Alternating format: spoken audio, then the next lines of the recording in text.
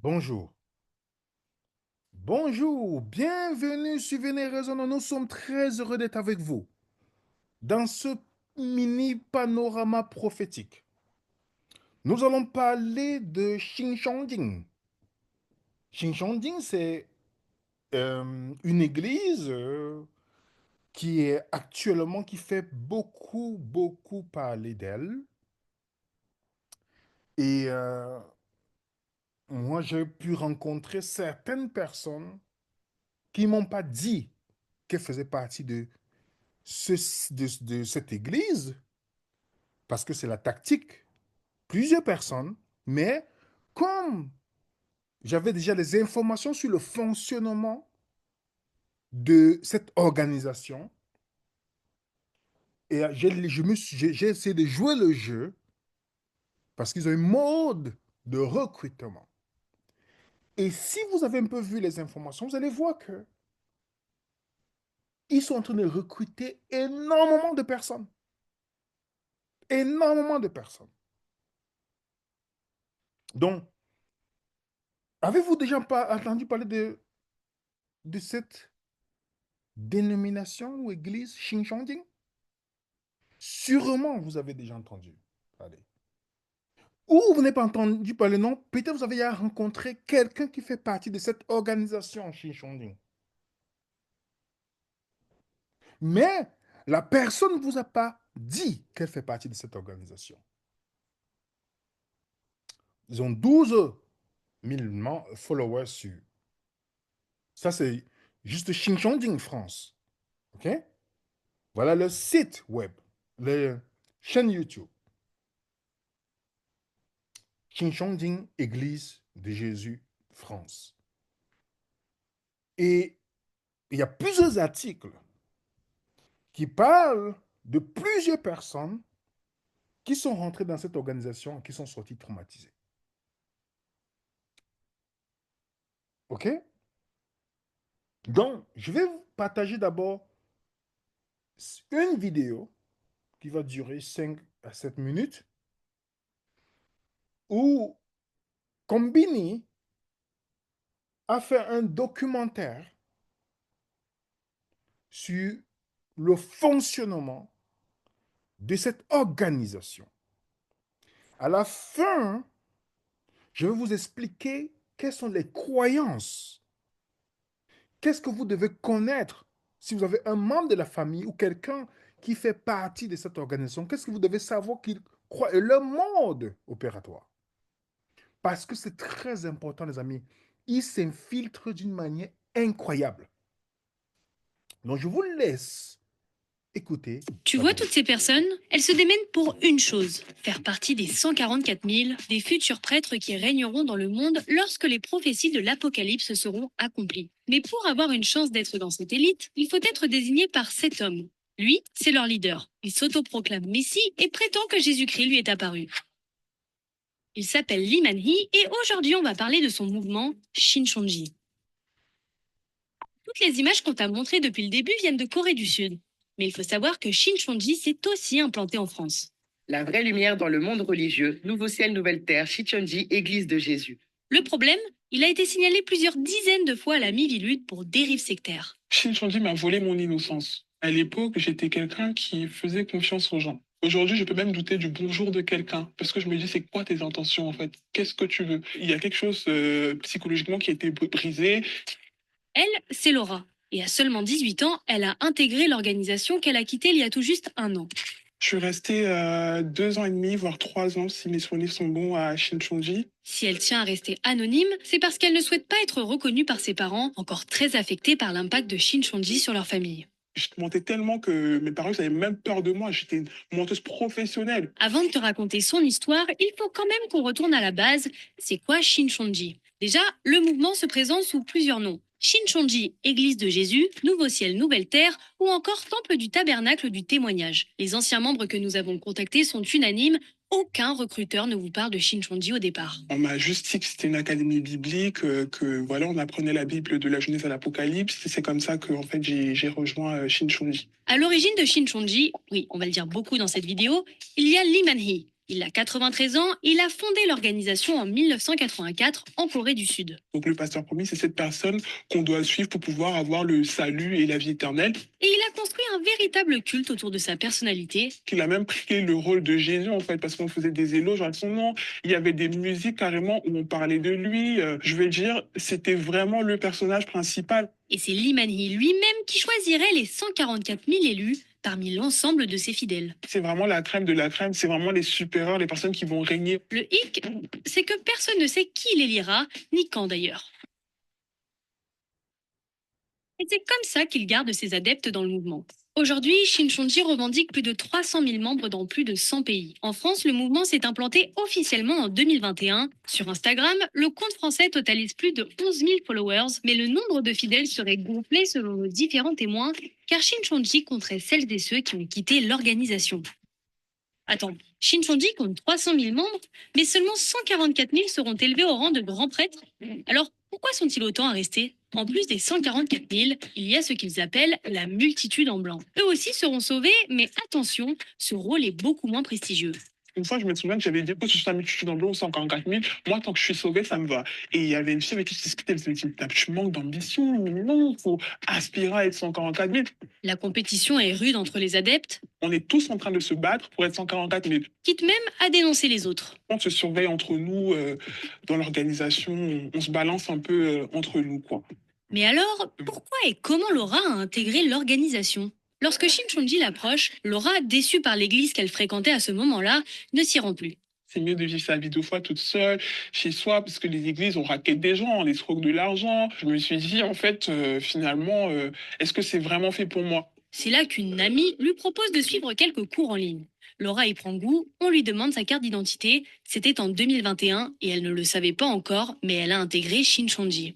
En plus des nombreuses heures de cours bibliques qu'elle suit scrupuleusement, Laura doit recruter de nouveaux membres. L'objectif, c'est que tout le monde ait une mission. Tout le monde doit évangéliser, tout le monde doit ramener quelqu'un. C'est même pas discutable. Pour ceux qui sont en Île-de-France, ils devaient aller sur des lieux d'évangélisation, donc ce qu'ils appellent des fields. Donc il y a Châtelet, Gare du Nord, Gare de Lyon, Saint-Lazare, vraiment toutes les gares où il y a beaucoup d'affluence, etc. Et Shin Chonji recrute même sur les réseaux sociaux. Donc, je devais aller sur Instagram et je devais voir les personnes, par exemple, qui ont une bio chrétienne ou qui ont un verset biblique. Là, la manipulation commencerait à s'opérer. Et donc, je commence à écrire à cette personne-là, me nouer d'amitié avec elle. Et quand je suis déjà un peu bien dans la conversation avec cette personne-là, en fait, je lui propose d'intégrer l'académie. Une chose a particulièrement retenu notre attention dans les différents témoignages que nous avons recueillis. Tous et toutes sont unanimes sur le profil de personnes recherchées par le mouvement en France, des personnes noires.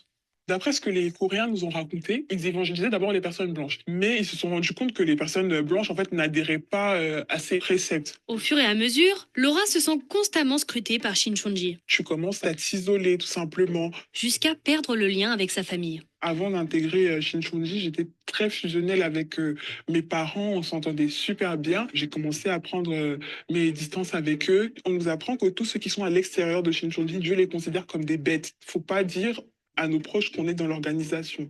Parce qu'en fait, c'est un secret, comme ils disent, et que Dieu ne donne pas ses secrets à tout le monde. Je réfléchissais même plus pour mentir. Ça veut dire que, limite, le mensonge, il coulait dans mes veines, parce qu'on m'apprenait, en fait, que tant que c'est pour la bonne cause, tant que c'est pour Shin Chonji, en fait, c'est acceptable. Pour se focaliser davantage sur Shin Chonji et sur les conseils de son évangéliste, Laura décide de quitter le foyer familial. Désormais, on lui demande de l'argent. Ma bourse, elle était à 490 et quelques d'euros. Mon loyer, il était à 300 euros, sans compter l'électricité. Des fois, je me retrouvais avec des 60 euros d'électricité. Ce qui lui reste pour vivre dans le mois, c'est-à-dire une petite centaine d'euros, Laura le donne à Shin Chonji.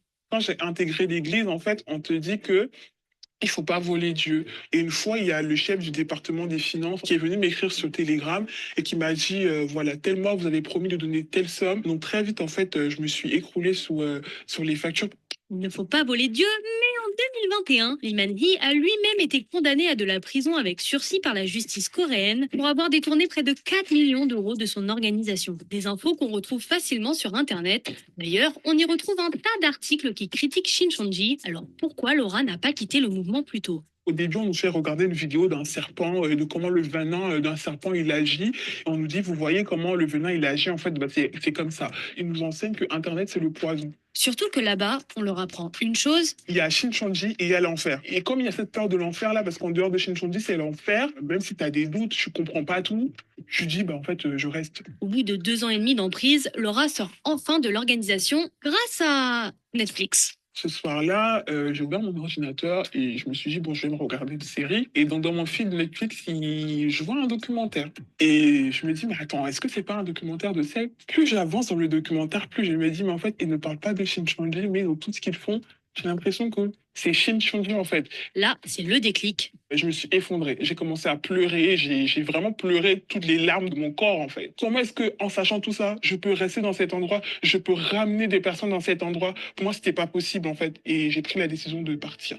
Les répercussions psychologiques sur Laura sont violentes. Je devais réapprendre à vivre. Je devais réapprendre à penser par moi-même. Je me souviens, même pour manger, je demandais souvent à ma mère si je pouvais manger.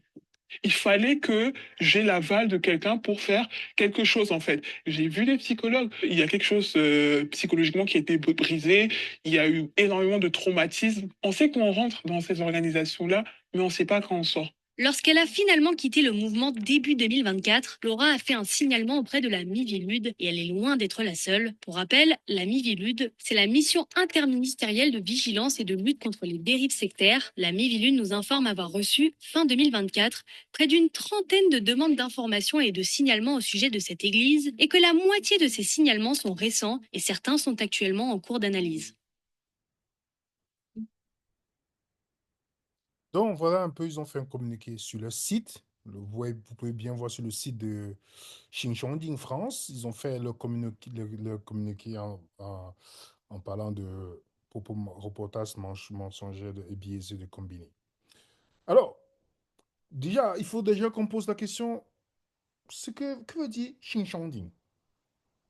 Xinjiang en coréen, ça veut dire nouveau cieux, nouveau ciel, nouveau cieux, nouvelle terre. Vous pouvez même voir dans le site web directement où ils mettent ça. Vous pouvez voir le nom Xinjiang en caractère chinois est l'expression qui signifie en français nouveau ciel, nouvelle terre, qui se base sur le verset 1 du livre d'Apocalypse de Jean au chapitre 21, l'église de Jésus. Nous soulignons que Jésus est le véritable propriétaire de notre église. Donc, le représentant pasteur, je vais revenir là-dessus, Lee Man-hee. Dans la brochure officielle quand je mets SCG, ça veut dire que c'est Xinjiang, c'est une abréviation. On dit Xinjiang est la seule dénomination reconnue par Dieu. Donc, ici, pour eux, ils ont la vérité et c'est la seule église, entre guillemets, la seule dénomination qui est reconnue par Dieu. Les autres, non. OK? C'est l'église de Jésus. Donc, Xinjiang, l'église de Xinjiang de Jésus, le temple de tabernacle du témoignage en abrégé Xinjiang est un mouvement religieux chrétien minoritaire originaire de la Corée du Sud. J'ai pris cette définition sur Wikipédia. Alors, pourquoi c'est important de faire d'informer des personnes sur sur cette dénomination, sur ce secte? Moi, je connais le danger de la secte dans la vie de quelqu'un parce que je suis passé par là. Je connais et je peux connaître les conséquences que ça peut avoir sur la vie d'une personne. Et parfois, quand nous présentons certains sujets, certaines personnes prennent ça dans un stade émotionnel. Je peux comprendre. On n'a pas fait assez usage de son cerveau, c'est très facile que ce soit l'émotionnel qui soit utilisé. Matthieu chapitre 7, verset 15, Jésus a été clair. Gardez-vous de faux prophètes. Ils viennent à vous en vêtements de brebis, mais au-dedans, ce sont des loups ravisseurs. Donc, parfois, quand on parle de ces faux prophètes des dénominations, les gens vont dire, mais laissez tout ça prêcher la vérité. Mais ils oublient que ça fait partie du fait de prêcher la vérité en dénonçant les faux prophètes qui se déguisent sous le manteau du christianisme. On a déjà énuméré. Vous allez voir que tous ces prophètes-là et toutes ces organisations ont le même procédé. Le même procédé. Il y a des gens sûrement sincères, comme la petite fille, la femme, la jeune fille qui donnait son témoignage. Mais je dis, tous les leaders de cette secte ou de cette dénomination déguisée dans le manteau du christianisme ont le même procédé. Donc, quand je répète, je ne suis pas contre les gens, je suis contre les erreurs. 2 Pierre nous met en garde aussi. Il y a eu parmi le peuple de faux prophètes.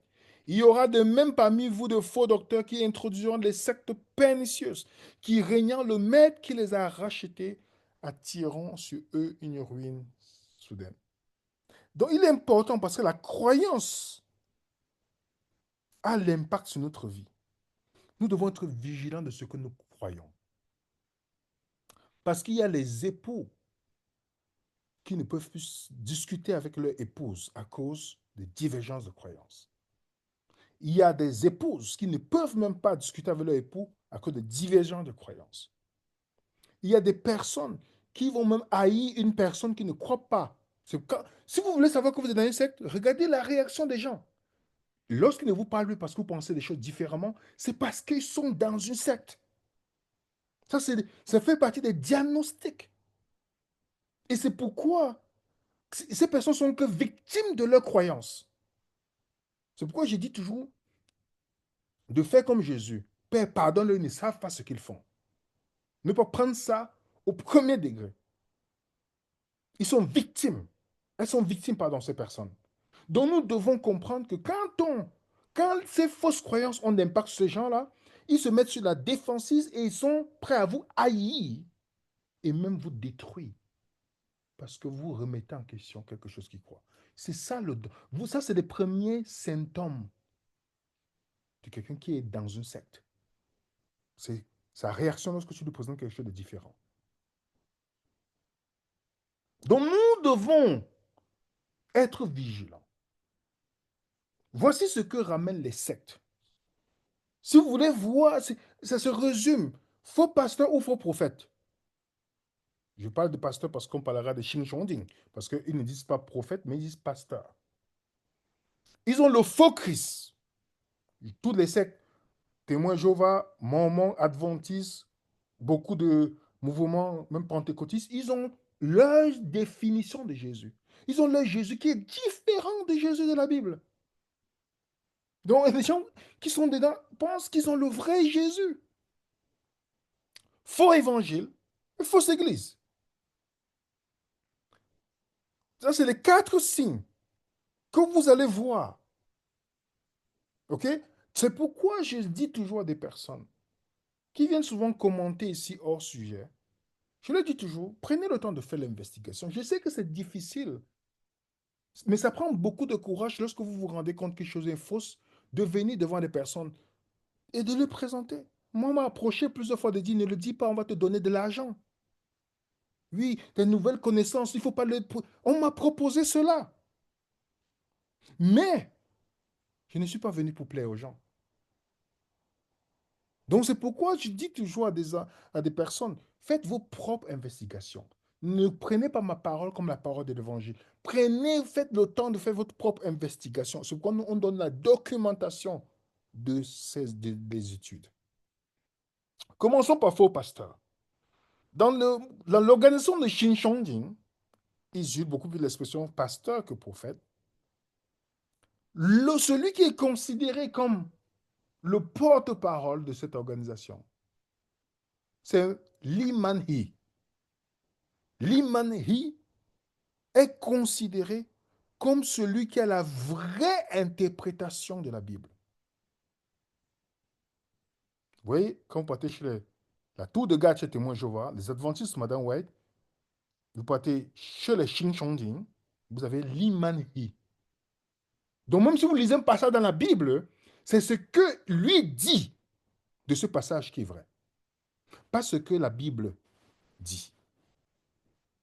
Li Manhi, né en 1931, il dit que Jésus est retourné en 1966, d'une manière invisible. Remarquez bien chaque religion. Les témoins Jéhovah disent que Jésus est venu d'une manière invisible. Les adventistes disent que Jésus passait d'un lieu à un autre. Mais personne n'a vu ça, hein. C'est juste la vision de quelqu'un. Et il dit qu'en 1977, Jésus lui a apparu à Limanri. Et que lui, il lui a remis un parchemin et il y a eu l'accomplissement d'Apocalypse chapitre 10, où il mange le livre qui devient amer, doux et amer. Toutes les dénominations trouvent toujours les passages bibliques pour s'identifier dedans. Toute cette secte-là. Et ensuite, dans la vision, il est allé au ciel. Remarquez bien, hein, il n'y a personne qui peut témoigner ça, hein. Il est allé au ciel, et c'est ainsi que Dieu lui a donné des visions, des choses à écrire. D'où il écrit plusieurs livres parmi les deux populaires que vous voyez sur l'écran. Lee Man Hee. Et en 1984, il fonde Xinjiang. OK? Parce que c'est à ce moment que Jésus, il doit écrire ce qu'on lui a révélé. Et lui-même, il dit, voilà ce que Lee Man-hee dit dans le site officiel de Xinjiang. Je n'ai pas appris par le biais d'un séminaire ou d'une personne. Tout comme l'apôtre Jean a vu les choses au ciel, je ne fais que témoigner ce que j'ai vu et entendu. Ces faux prophètes, la plupart vont vous parler de vision. Si je m'assois dans ma chambre et vous dis, j'ai une vision, c'est mon témoin, parce qu'il a vu que j'avais la vision. Qui était là avec moi? Vous comprenez? Et Lee Man-hee, comme Jean, il a vu l'écrit. Il n'a pas fait les grandes études. Voilà un peu une image qu'on fait pour le décrire. Que Jésus est venu d'une manière, voilà, par esprit, et lui, c'est le pasteur choisi. L'accomplissement de l'Apocalypse chapitre 2 et 3. Vous partez dans le site de Xinjiang, on vous met le pasteur promis. On vous parle même des passages. The messenger will receive and eat the open scroll in Revelation chapter 10. Donc le messager qui a reçu et qui a mangé le petit livre d'Apocalypse chapitre 10. Donc partez sur le site, vous allez voir The Promised Temple, Promised Pastor, vous voyez tout son enseignement. Et dans son livre Creation of Heaven and Earth, Lee Man-hee dit, pasteur promis, créer une nouvelle génération du peuple de Dieu. Donc lui, il est le pasteur promis qui crée une nouvelle génération du peuple de Dieu, comme Abraham, comme Moïse, comme Jésus. Donc lui, il est ce pasteur-là, qui est la dernière génération. Vous remarquez bien, les sectes viennent toujours vers un dernier prophète, un dernier pasteur. On sait que le mot pasteur, Jésus est le seul, le bon berger. Mais lui, l'Imané dit, il est. Et il dit qu'il accomplit les prophéties de la Bible. Toujours dans The Creation of Heaven and Earth, il dit, les pasteurs généraux témoignent l'œuvre accomplie par le pasteur promis en proclamant l'évangile. Lorsque le pasteur promis, dont lui viendra, ces pasteurs généraux devront lui remettre les brebis dont ils ont besoin. Donc, toutes les dénominations doivent remettre les brebis à l'Imanhi. Et vous allez même voir dans certains endroits en Afrique où ils viennent dans les églises, ils convainquent les personnes. Finalement, on enlève le truc du pasteur d'une église et ils mettent maintenant la fiche de l'organisation pour montrer que voilà, ils ont gagné le territoire.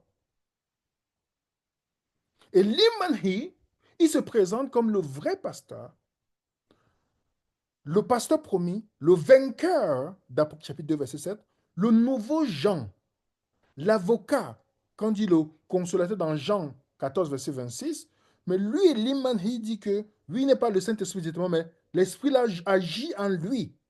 Il est l'arbre de vie, donc c'est lui qui doit nourrir les gens. Il est le Fils de Dieu d'Apocalypse chapitre 21, verset 7. Est-ce que vous comprenez? Est-ce que vous voyez comment l'homme se présente? Le faux Christ.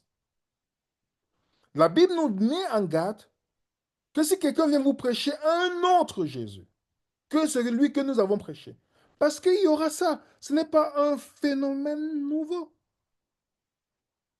Quand vous partez dans l'organisation de Shinshonji, ils rejettent la divinité de Jésus. Remarquez bien, les témoins Jéhovah, le Jésus présenté par Ellen G. White est devenu Dieu. Beaucoup d'adventistes ne le savent pas, je l'ai démontré. Dans les Shinshonji, on rejette, comme les témoins Jéhovah, la divinité de Jésus-Christ. Oui, Jésus n'est pas Dieu, mais un être spirituel distinct. Dans le livre The Physical Fulfillment of Revelation, voilà ce qu'on dit. Selon 1 Pierre 3, versets 18 à 19, Jésus fut rendu à la vie par l'Esprit et alla prêcher aux esprits en prison. Ces paroles nous indiquent que Jésus, qui revient avec les nuées, est un esprit. Vous comprenez comment? Voilà, vous comprenez ce que Xingshon dit?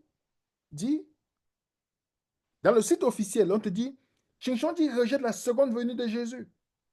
Après chapitre 1, verset 7, voici, il revient avec les nuées. Et voilà ce qu'ils disent. Le fait que Jésus revienne avec les nuées signifie qu'il vient en esprit. Les nuées peuvent cacher des choses. Est-ce que vous avez compris? Donc, un membre ignorant de Xingshongjing, lorsqu'il lit Apocalypse chapitre 1, verset 7, lorsqu'on lui donne l'interprétation, c'est l'interprétation de l'organisation qui prime sur la compréhension biblique. Quand on sait que Jésus va revenir, tout œil le verra. Mais, comme l'organisation a dit, tu dois te soumettre. Faux évangile. Galate 1 nous dit, mais quand nous-mêmes, quand un ange du ciel annoncerait un autre évangile que celui que nous vous avons prêché, qui soit anathème. The creation of heaven and earth, voilà ce qu'on dit. Voilà ce que dit Limanhi. Mais quand viendra la fin des temps, c'est-à-dire le temps du retour de Jésus, il ne suffira plus de connaître Dieu et Jésus. Les croyants doivent aussi connaître le pasteur promis dans le Nouveau Testament, donc lui. Vous comprenez? Chaque dénomination a quelqu'un que, si tu veux, tu dois croire à ses écrits. Oui, vous comprenez? On va continuer dans la page 160. Beaucoup de gens pensent qu'ils sont sauvés simplement en croyant en Jésus. En fin de compte, ceux qui ne suivent pas le pasteur promis envoyé par Jésus ne croient pas vraiment en Jésus. Vous voyez ça? Vous avez vu dans le témoin de la fille qui ont chanté les louanges à Limanhi. Demandez à un témoin Jéhovah de toucher la tour de garde. Demandez à un adventiste conservateur si vous pouvez parler de Ellen White. Demandez à un membre de l'organisation de Shinshongjing si vous pouvez parler de Man Hill. Impossible. La considération que lui donne, même Jésus pourrait s'asseoir pour prendre des leçons. Dans le site officiel, si nous voulons entrer dans la présence de Dieu saint, vivre avec lui au ciel, nous devons avoir un cœur bon et noble, rempli d'une foi qui conduit aux actes de justice. Ce n'est qu'ainsi que nous pourrons obtenir le salut ce jour-là. Vous n'avez pas remarqué, chez les témoins, je vois le salut est conditionné. Adventiste conditionné, parce que tu n'as pas l'assurance du salut, il faut que tu ne sais pas si tu es jugé. Chez les Shinshongjing, c'est conditionné. Oui.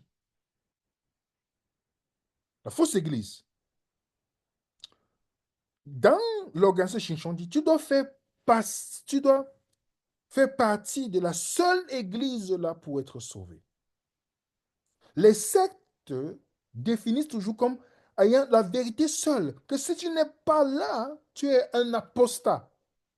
La Bible n'a jamais dit qu'on est sauvé par un bâtiment.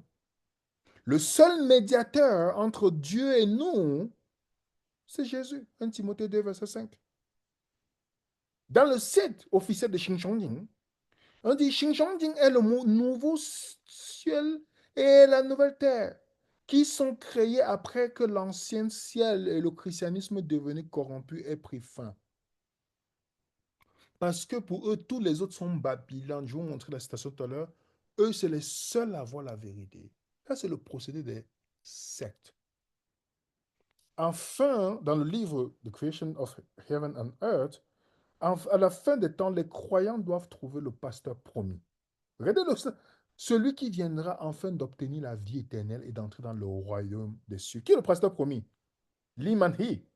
Dieu et Jésus sont avec lui avec celui qui vaincra et son temple. C'est pourquoi toutes les nations doivent y aller et adorer.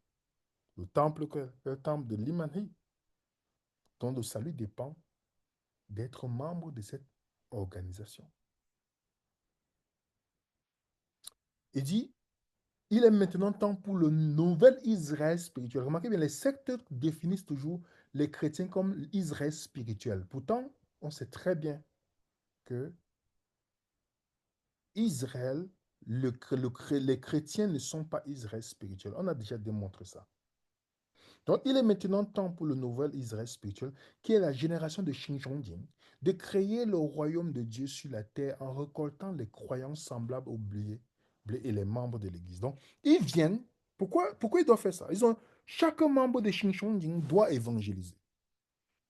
Ils doivent aller, ils infiltrent les dénominations. Leur mission est de recruter. Donc, comment on les appelle les moissonneurs? Comment les moissonneurs de Shinchongjin vous approchent? C'est le moissonneur. En infiltrant votre dénomination ou votre église, ce que vous appelez église, qui n'est qu'un bâtiment, par l'intermédiaire d'un ami ou d'un membre de votre famille, qui va vous dire, ah, il y a une étude biblique intéressante là, viens, il faut venir.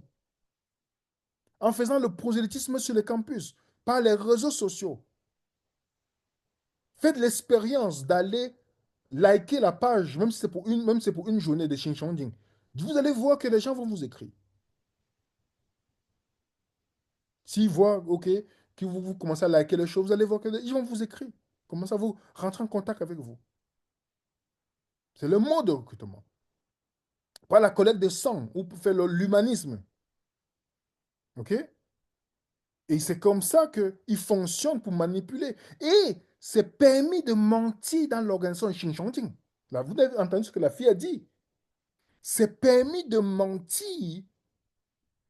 Tu peux déformer les Écritures pour justifier le mensonge. Et qu'est-ce qu'ils vous donnent comme exemple? J'ai suivi l'un des enseignements. Ils prennent Abraham en disant Abraham a menti pour aller sacrifier son fils. Donc, tant que c'est pour le bien, il faut le faire. Beaucoup de gens qui sortent de Xinjiang, c'est parce qu'ils ont du mal avec le mensonge. Vous comprenez, les amis? Ils appellent ça, excusez-moi, je vais vous donner l'expression, ils appellent ça la sagesse de se cacher. OK?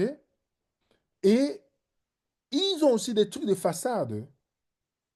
Parce que l'organisation vous pose des questions pour prendre des informations qui vont transmettre aux responsables. Et on va maintenant voir comment, par les informations, vos problèmes familiaux ou ce que vous traversez, quelque chose, pour voir comment vous aborder et pour vous faire rester dans l'organisation. C'est vraiment comme une mafia, en fait. Et parfois, ils ont d'autres organisations qu'ils utilisent pour masquer le Xinjiang. Vous allez voir, par exemple, les autres noms qu'ils utilisent, Centre biblique de la création de Sion, Centre de la mission chrétienne de Sion, Institut de formation biblique Pathway, Séminaire chrétien de Sion, École théologie parole de vie, Collège de théologie Saint-Esprit de Sion, Projet nazarien. Si vous êtes déjà parti dans ces mouvements, dans ces différentes choses que j'ai données là, vous êtes déjà pris au piège, mais vous ne connaissez pas. C'est plus tard que tu te rends compte que tu es dans Xinjiang. C'est plus tard on commence à te parler maintenant de te vouer à l'imanerie. Au début, non, on te dit, c'est l'étude biblique, c'est simple, on organise toutes ces choses. OK? Et ils vont vous dire que quand vous les approchez, vous demandez quelle dénomination vous êtes. Ah non, nous ne sommes d'aucune dénomination. Aucune. Mais ils se rencontrent. Ils ont les rencontres comme les cultes, comme d'autres dénominations. Quand vous les rencontrez, ils vont vous dire ça. Ils vont dire qu'ils sont aussi chrétiens comme vous. Mais vous savez ce que l'organisation pense des autres chrétiens? Les membres de l'église et les pasteurs sont des enfants spirituels de Babylone, de la grande mère, la prostituée. Et de plus, le vin des adultères représente les faux enseignements de leur processus. Donc, les autres pasteurs, les autres églises, toutes ces choses-là. C'est Babylone la grande. Et leur enseignement, c'est le vin de Babylone, les faux enseignements. Ça ne vous dit pas beaucoup de choses que c'est les mêmes expressions que vous trouvez dans toutes les sectes là? Ils pensent ça de d'autres chrétiens, mais en façade, en face de vous, ils vous mentent.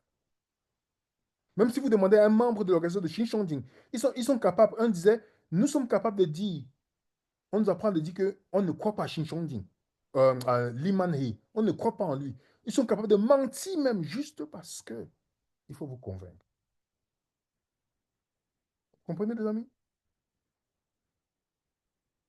Ça, c'est très important. Et vous allez voir que sur les sites officiels, ils vont tout mettre comme s'ils sont avec tout le monde. Et Xinjiang a pris l'initiative d'établir une croissance et une compréhension mutuelle entre les églises de la Corée du Sud. Xinjiang collabore avec les milliers d'églises en Corée du Sud. Lee Man-hee est un fervent défenseur des échanges bibliques mutuels. Ça, c'est ce qu'ils vont dire publiquement, mais il est considéré comme Babylone. Toutes les sectes vont tout dire, oh non, non, oui, tout le monde est enfant de Dieu, mais dans leur enseignement, vous êtes Babylone. Et même sur une photo, on représente comment quelqu'un sort en disant que goodbye to my old church. Au revoir mon ancienne église. I'm going to the church where the truth can be found. Je m'en vais dans l'église où on peut trouver la vérité. Pour montrer que le but, c'est de sortir de vos organisations pour aller à Xinjiang. Donc voilà les signes avant-coureurs que vous devez avoir. Quand vous rencontrez quelqu'un qui est chez Xinjiang, l'enthousiasme exagéré. Oui, vous allez voir, l'enthousiasme exagéré. Vous allez voir l'intérêt excessif pour vos informations personnelles. Vous avez vu comment on demande la carte d'identité? On vous inscrit, vous ne savez même pas que vous êtes inscrit dans le...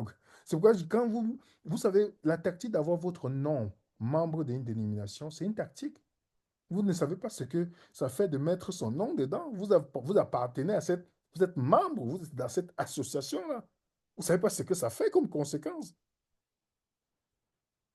Est-ce que les premiers chrétiens avaient un nom inscrit dans un registre quelque part? Non, ça vient d'où?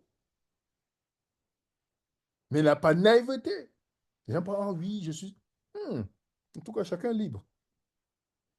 Ils ont toujours des réponses évasives sur leur affiliation. Ils ne vont jamais vous dire clairement d'où ils viennent. Ou qu'est-ce que... Non, c'est toujours l'étude biblique. Allez sur YouTube, vous allez voir que les témoignages, c'est pareil. On m'a invité dans une étude biblique comme ça, là, et puis subitement, graduellement, graduellement. Donc, et quand ils savent qu'il y a des groupes d'études quelque part, ils vont venir. Commencez à avoir des amitiés avec des personnes qui savent qu'ils sont fragiles, qui se posent encore des questions, et c'est comme ça qu'ils ils amènent. Donc, d'où l'importance d'être vigilant.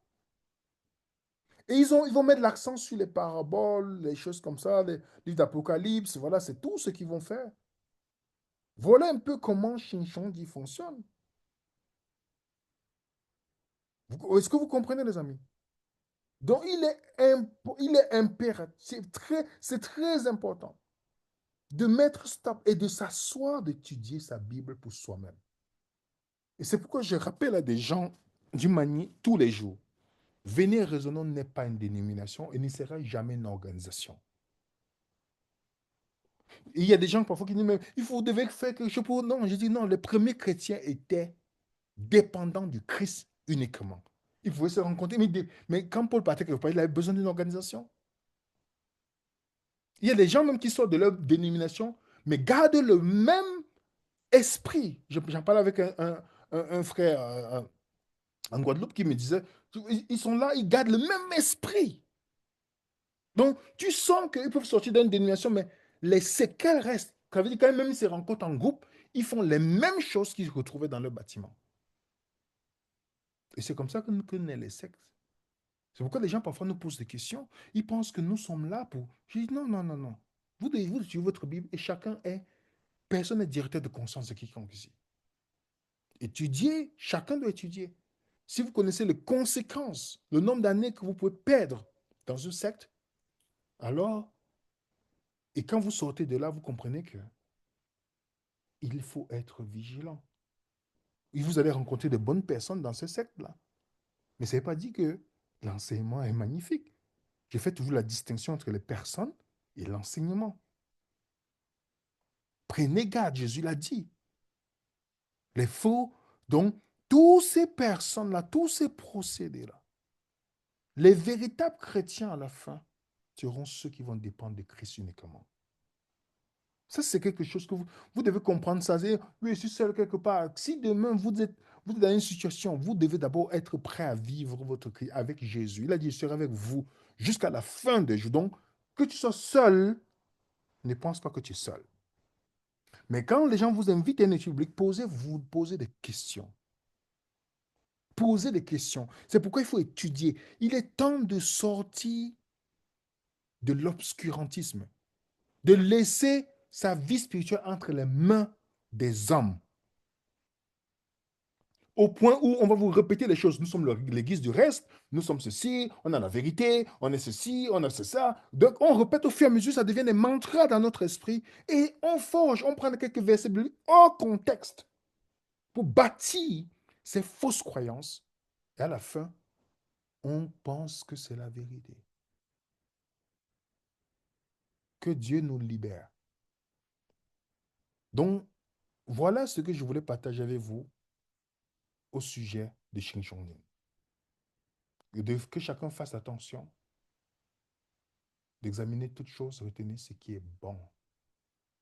Et de faire très attention, de veiller, parce que l'ennemi est en train de susciter les faux prophètes qui ont l'impact aujourd'hui dans le christianisme.